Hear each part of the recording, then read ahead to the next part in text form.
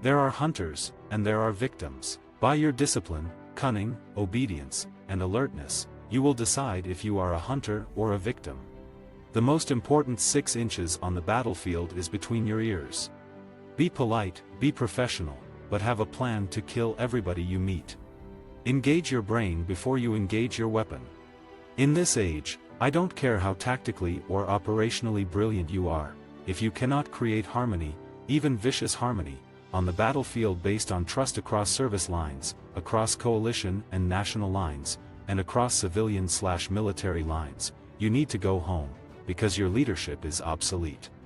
There are going to be good days and bad days. Bottom line. Marines don't know how to spell the word defeat.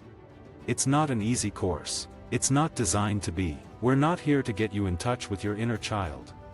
It's very hard to live with yourself if you don't stick with your moral code. Be the hunter, not the hunted. We should not fight wars without a clearly defined end state. When you go to war, it can't be a half step. PowerPoint makes us stupid. There is nothing better than getting shot at and missed. It's really great. In my line of work, the enemy gets a vote. No war is over until the enemy says it's over.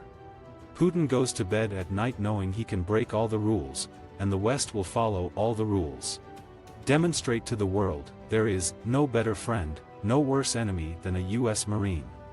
It is not scientifically possible to accurately predict the outcome of an action. To suggest otherwise runs contrary to historical experience and the nature of war.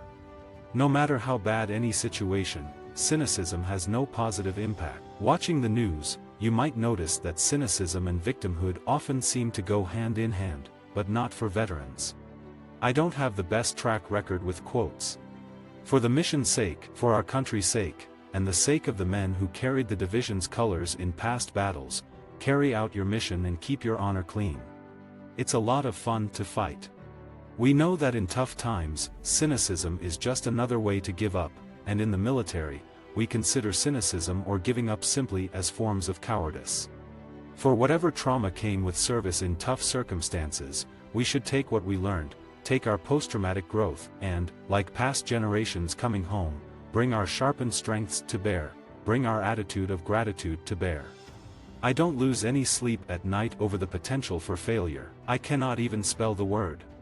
There's an urgent need to stop reacting to each immediate vexing issue in isolation. Such response often creates unanticipated second-order effects and even more problems for us.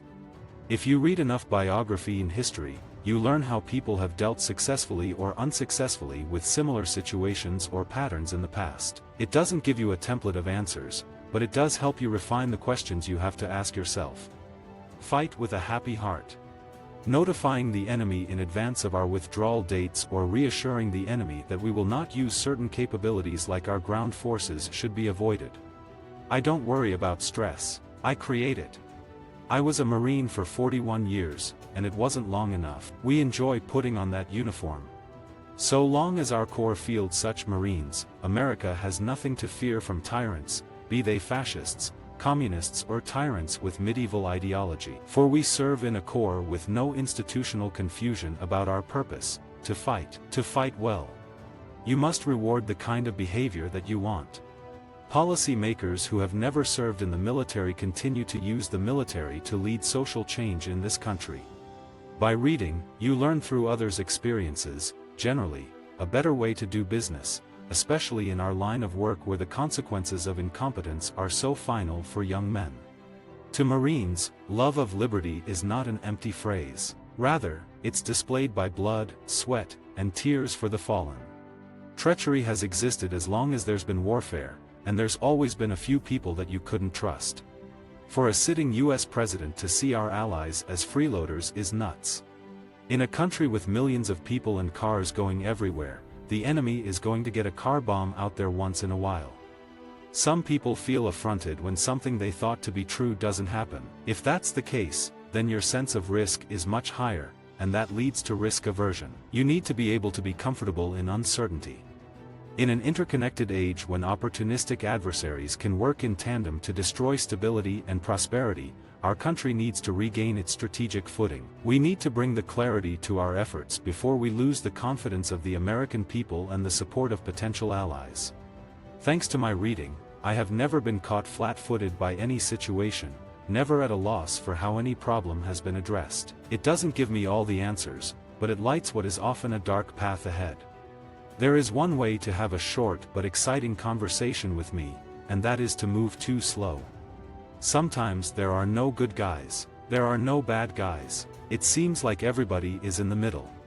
Ultimately, a real understanding of history means that we face nothing new under the sun.